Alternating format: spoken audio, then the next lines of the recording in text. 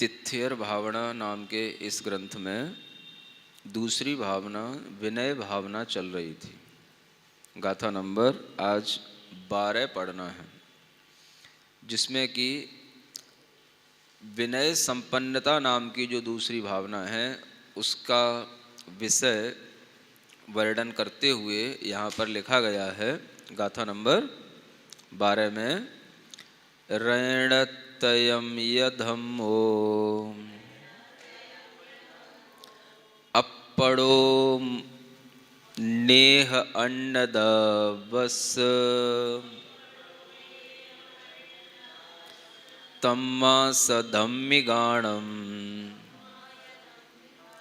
भत्तिये निच्चमुवजुत्तो।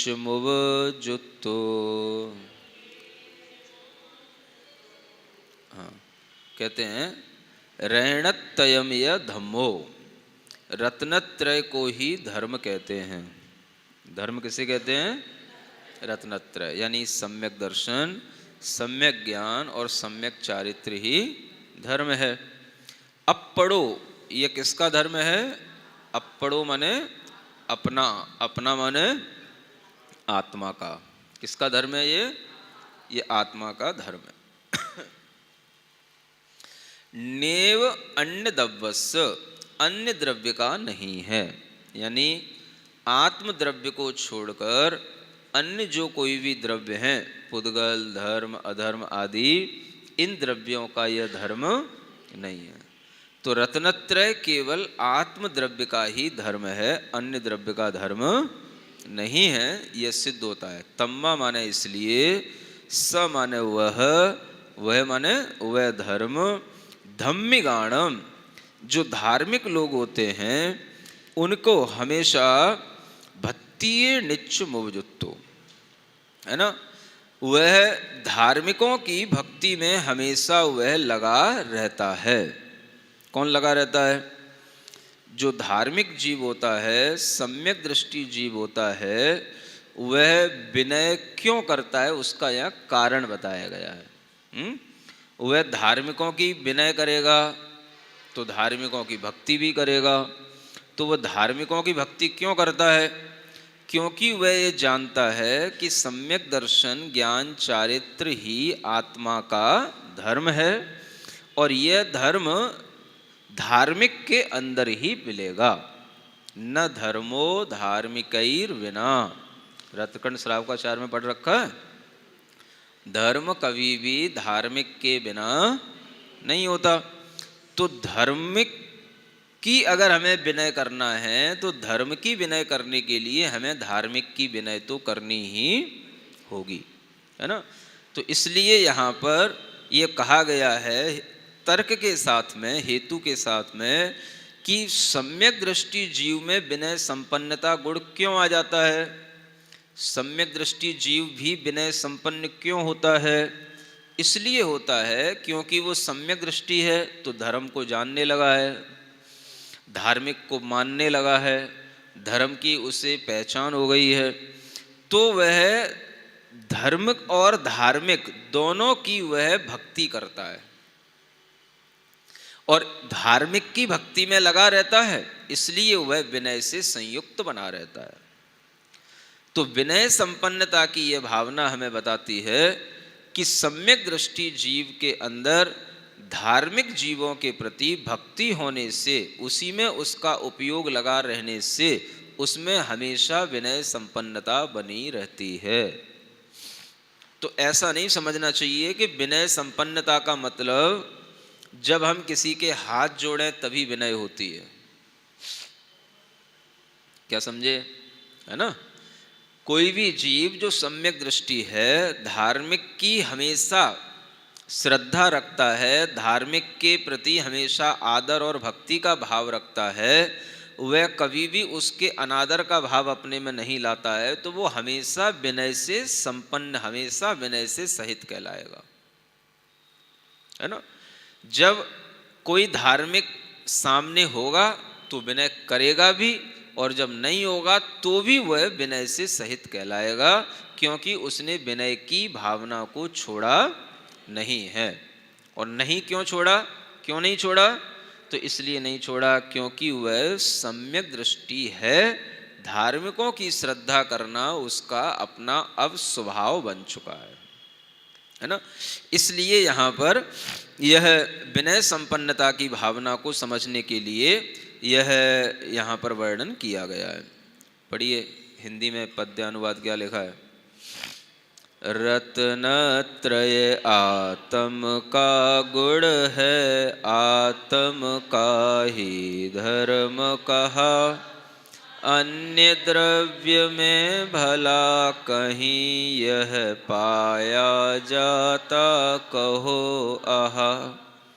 धर्म गुणों को धारण करते वे धार्मिक जन कहलाते, उनकी भक्ति में जो लगते वे सम्यक सुख पा जाते। ऐसा। अब आगे और कहते हैं विनय के योग्य कौन है ये तो बता दिया, और कौन विनय के योग्य नहीं होता है ये भी बताया जा रहा है। सम्यक दृष्टि जीव होता है तो सबको देख करके, गुणों को देख करके वह विनय भाव से संयुक्त होता है। तो गाथा नंबर 13, जो पुण्य दप्पेण जुदो कंखदि विनयम हु मोक्षमगिस, सो ही कसाया विठ्ठो कदम हवे विनय जोगो खलु। हाँ, क्या कहते हैं, जो पुण्य दप्पेण जुदो, जो दर्प से युक्त हो जाए, जो व्यक्ति दर्प से युक्त हो जाए, दर्प माने, हाँ दर्प माने घमंड से युक्त होकर क्या करेगा वो, कंखदि विनयम, है ना, विनय की इच्छा करे। किसके, मोक्षमज्ञ से, जो मोक्ष मार्ग में चल रहे हैं, उस मोक्ष मार्गी के विनय की इच्छा करे कि ये मुझे प्रणाम करे, ये मेरा आदर करे, ये मेरी विनय करे क्योंकि मैं बहुत बड़ा हूँ। ऐसा जो दर्प के साथ में किसी मोक्ष मार्गी की विनय को चाहता है, सो ही कसाया विठ्ठो, वह जीव तो कसाय से आविष्ट है। कैसा है वो, यानी कसाय से सहित है। आविष्ट माने सहित है। कदम हवे विनय जोगो खलु, ऐसा जीव फिर विनय के योग्य कैसे रह जाएगा, है ना। तो विनय तो उसकी की जाएगी जो कसाय से रहित होगा। गुणी व्यक्ति, गुणवान व्यक्ति उसकी विनय करेगा जो कसाय नहीं रखता हो। तो जो जीव कसाय से सहित होकर के ये भाव करे कि ये मोक्ष का मार्गी है, ये हमारे लिए विनय क्यों नहीं करता है, ये भी हमारे लिए विनय करे, और अपने अंदर घमंड से ये सोचे कि मैं इससे बहुत बड़ा हूँ, तो वह कसाय से युक्त हो गया, है ना। खुद भी वो मान कसाय से सहित हो गया, और मान कसाय से सहित होकर के वो दर्प उसके अंदर अपने किसी भी प्रकार के जो उसके अंदर कहना चाहिए गुणवत्ताएं हैं, उसका कोई भी उसके अंदर अगर दर्प आ जाता है, घमंड आ जाता है, तो ऐसा जीव कसाय से सहित हुआ। तो उस जीव की फिर भला विनय करने से क्या मिलेगा, वह विनय के योग्य रहा ही कहाँ, है ना। तो विनय किसकी की जाती है, हाँ जो कसाय से रहित हो, यानी क्रोध मान आदि इन कसायों से रहित हुआ जीव अपने आप विनय को प्राप्त होता है ना। तो विनय कभी कराने से नहीं आती है। सामने वाले से कहोगे तो झुक भी लेगा, तुम्हारे डर में आकर के थोड़ा सा सल्यूट मार भी लेगा, तो उससे कुछ होने जाने का नहीं है। उससे ना तुम बड़े हो जाओगे और ना वो छोटा हो जाएगा। तो विनय जबरदस्ती नहीं कराई जाती है, विनय तो अपने आप अपनी योग्यता से उसके अंदर के भाव में आ जाती है, अपनी योग्यता से। समझ आ रहा है, विनय के योग्य बनो तो विनय अपने आप लोग करेंगे। क्या कहा है ना विनय के योग्य होगा व्यक्ति तो विनय अपने आप लोग करेंगे, है ना। नमस्कार के योग्य बनो तो नमस्कार लोग अपने आप करेंगे, प्रणाम के योग्य बनो तो लोग अपने आप प्रणाम करेंगे। जबरदस्ती हमसे लोग प्रणाम करें, नमस्कार करें, विनय करें, तो ऐसा जबरदस्ती तो कभी संभव होता नहीं। और जबरदस्ती एक से करा भी लोगे तो कितने से करवाते रहोगे, इसी में सिर दर्द किए रहोगे कि ये नहीं हमारी विनय करता, ये नहीं हमारी विनय करता। तो ऐसा अपने मन में जो धारण करेगा तो वो तो संक्लेश हो गया, तो वह खुद भी सम्यक दर्शन से दूर हो जाएगा, क्योंकि सम्यक दृष्टि जीव तो मद से रहित होता है। 8 मदों से रहित कहा गया कि नहीं। तो जब खुद ही मद धारण करेगा वह जीव, तो दूसरे सम्यक दृष्टि जीव से वह विनय कराने के योग्य कैसे होगा, समझ आ रहा है। और ऐसे जीव के लिए ही कहा गया है दर्शन पाहुड़ आदि ग्रंथों में, जो आचार्य कुंदकुंद देव के लिखे हुए हैं, कि जो व्यक्ति स्वयं विनय के योग्य नहीं है और दूसरों से अपनी विनय करवाता है, तो वह अगले जन्म में लूला लंगड़ा बनता है ना। तो ये भी उसके फिर एक तरह से दुष्परिणाम सामने आ जाते हैं, दुष्फल सामने आ जाते हैं। इसलिए जो वास्तव में धार्मिक होता है, सम्यक दृष्टि होता है, वह खुद अपने अंदर विनय संपन्न होता है। ऐसा नहीं है कि वो यही देखता रहता हो कि भाई मैं तो दूसरों की बहुत विनय करता हूँ और दूसरे मेरी कुछ विनय करते नहीं हैं। एक ये भी भाव आता है ना कि मैं तो सबकी विनय करता हूँ, मेरी कोई विनय करता नहीं, मैं तो सबका आदर करता हूँ, सबको अपने सिर पे रखता हूँ और मुझे कोई अपने पास भी नहीं रखता है। सिर पे रखने की बात तो दूर हो गई है। तो ऐसा भाव अगर आएगा तो भी वह विनय संपन्नता नहीं कहलाएगी, है ना।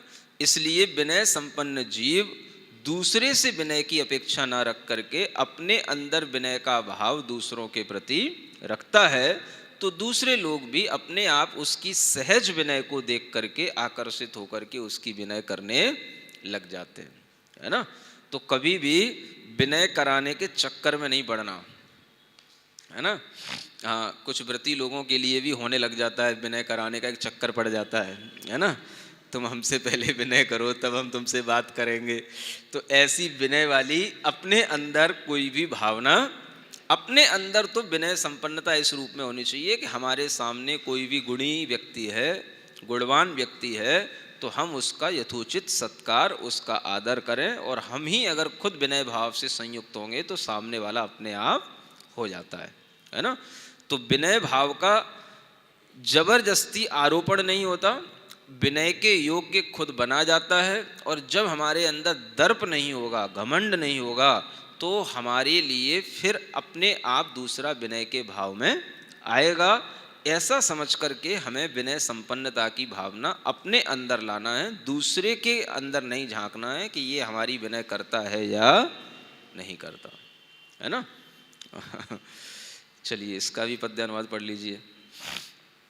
मोक्ष मार्ग में लगे हुए कि दर्पयुक्त हो करके जो विनय चाहता, भक्ति चाहता, मान कसाय बढ़ा कर जो स्वयं बना अभिमानी है, जो स्वयं कसाई होकर आप विनय योग्य वह कहो कहाँ से हो सकता जब ना निष्पाप, है ना। तो यह विनय संपन्नता की भावना में हमेशा यह भाव आ ही जाता है कि विनय उसी की होती है जो वास्तव में विनय अपनी नहीं चाहता है ना। कोई भी व्यक्ति जिस चीज को चाहेगा उसके साथ वो चीज नहीं होगी, आप देख लेना क्योंकि उसका दिमाग उसी पर रहेगा, है ना। घर में भी अगर कोई आपका रिश्तेदार आ जाता है और आप ये देखो कि इसने आकर के हमारे पैर छुए कि नहीं छुए, है ना, अगर वो नहीं छू पाया तो आपके अंदर उसके प्रति जो एक प्रेम का भाव था वो कम हो जाएगा, अगर आपने उसी बात पर ध्यान दिया। जबकि वह ऐसा नहीं सोच रहा है कि वह कोई आपका अनादर करे, लेकिन आप अगर उस बात पर ही ध्यान देंगे तो वह आपके अंदर उसके लिए आदर कम हो जाएगा, तो वह बात फिर धीरे धीरे कलुषता में बदल जाएगी, है ना। मन मुटाव, क्या बोलते हो, ऐसे ही शुरू हो जाता है, हैं? तो मन मुटाव के लिए कमी हमारे अंदर ही होती है। हमें अपने अंदर दूसरे से कभी ऐसी अपेक्षा नहीं रखना कि वो हमें बहुत आदर दे, बहुत हमारा सम्मान करे, क्योंकि ये आदर सम्मान की चाह भी क्या है, हाँ, अच्छी चाह नहीं है, ये भी एक कसाय का भाव है ना। तो इसे कसाय का भाव समझना। तो आदर सम्मान अपने आप गुणों के माध्यम से मिलता है। गुणवान व्यक्ति होगा तो उसको सब आदर सम्मान देते ही हैं, इसलिए सबके लिए कहा गया है जो भी आपको गुणवान व्यक्ति बने उन सब के लिए यथोचित आप आदर सम्मान के शब्द बोलें। इच्छामी तो इच्छामी, वंदामी तो वंदामी, नमोस्तु तो नमोस्तु, तो वो तो अपने आप चलता ही रहता है, लेकिन चाहने से सब चीज़ें नहीं होती हैं। इसलिए विनय संपन्नता का मतलब है हम अपने अंदर अपने से जो बड़े हैं उनके प्रति हमेशा विनय संपन्न बने रहेंगे, तो उसमें हमारा हित है, ना कि हम अपने छोटों को ये देखते रहें कि ये हमारी विनय करते रहें। ठीक है ना।